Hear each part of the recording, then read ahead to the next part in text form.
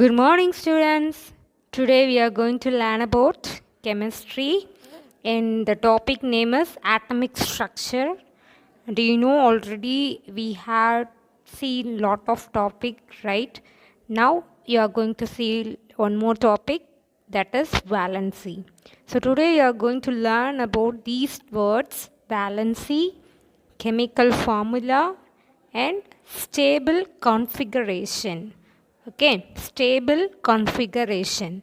So what is the meaning valency? Yes, it is nothing the combining capacity of an atom with another atom. Okay, we know that the electrons in an atom are distributed in its electron shells.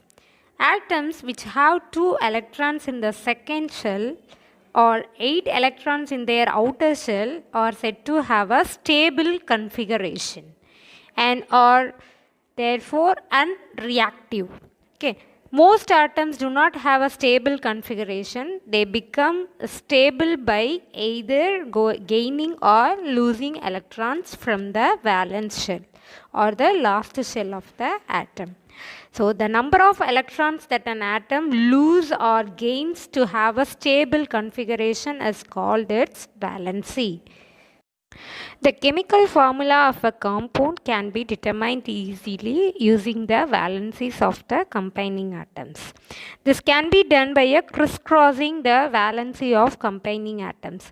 Crisscross, it is nothing, you just writing the chemical formula, say for example H2O, CO2, SO4, like that you have to taking the chemical formula and using that particular atoms in it, and you just making it as crisscross method.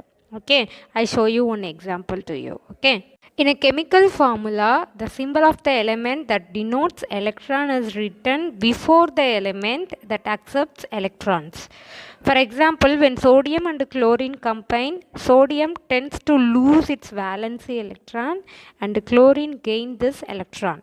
Hence, we label this compound as sodium chloride, otherwise NaCl. That is the formula. We use one more formula. You know that water, chemical formula of water is H2O. That means 2 hydrogen atom, 1 oxygen atom. So now you using the crisscross method to find out the valency. So you just make it like this, crisscross. Okay. And now the valency, hydrogen valency is 1, oxygen valency is 2. This is the method you have to follow. Okay. So look at the one more example.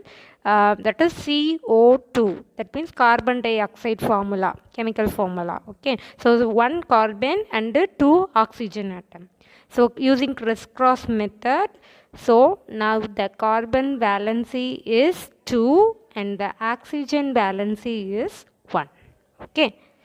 More example, they given the crisscross method, hydrogen and chlorine. So you have to find out the chemical formula. Both are one atom only. So HCl.